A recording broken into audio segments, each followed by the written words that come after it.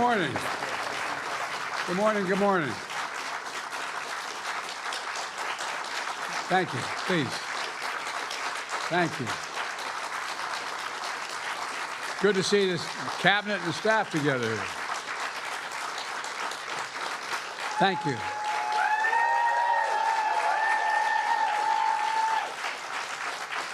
Thank you, thank you, thank you. Please. Thank you, thank you, thank you. It's good to see you all. Particularly good to see my granddaughter sitting in the front row here. Hi, Finn. How are you, honey?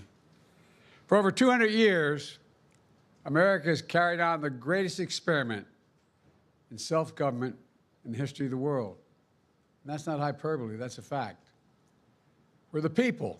The people vote and choose their own leaders, and they do it peacefully. And we're in a democracy. The will of the people always prevails. Yesterday, I spoke with President-elect Trump to congratulate him on his victory. And I assured him that I'd direct my entire administration to work with his team to ensure a peaceful and orderly transition. That's what the American people deserve. Yesterday, I also spoke with Vice President Harris. She's been a partner and a public servant. She ran an inspiring campaign, and everyone got to see something that I learned early on to respect so much, her character.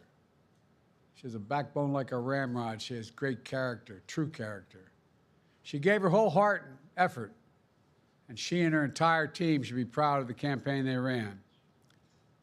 You know, the struggle for the soul of America, since our very founding, has always been an ongoing debate and still vital today. I know for some people, it's a time for victory, to state the obvious. For others, it's a time of loss. Campaigns are contests of competing visions. The country chooses one or the other. We accept the choice the country made. I've said many times, you can't love your country only when you win. You can't love your neighbor only when you agree. Something I hope we can do, no matter who you voted for, is see each other not as adversaries, but as fellow Americans. Bring down the temperature. I also hope we can lay to rest the question about the integrity of the American electoral system. It is honest, it is fair, and it is transparent. And it can be trusted, win or lose.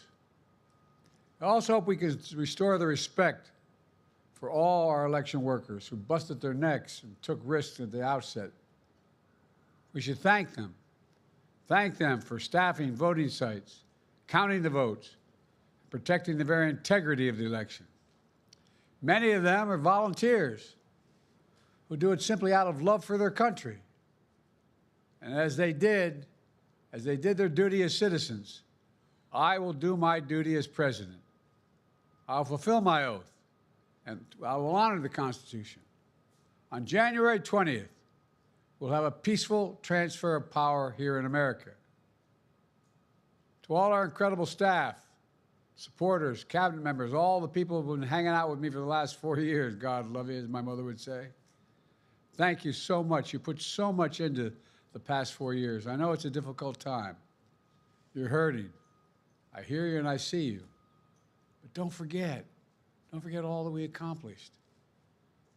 It's been a historic presidency. Not because I'm president, because what we've done, what you've done. A presidency for all Americans.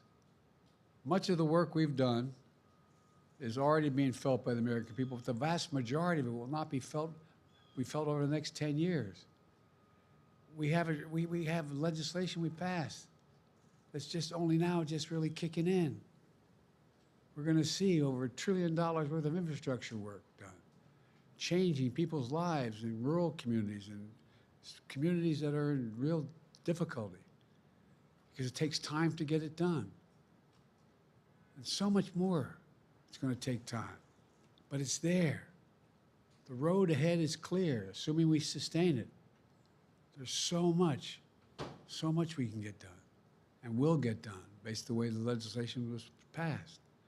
And it's truly historic. You know, we're leaving behind the strongest economy in the world. I know people are still hurting, but things are changing rapidly. Together, we've changed America for the better. Now we have 74 days to finish the term, our term. Let's make every day count. That's the responsibility we have to the American people. Look, folks, you all know it in your lives.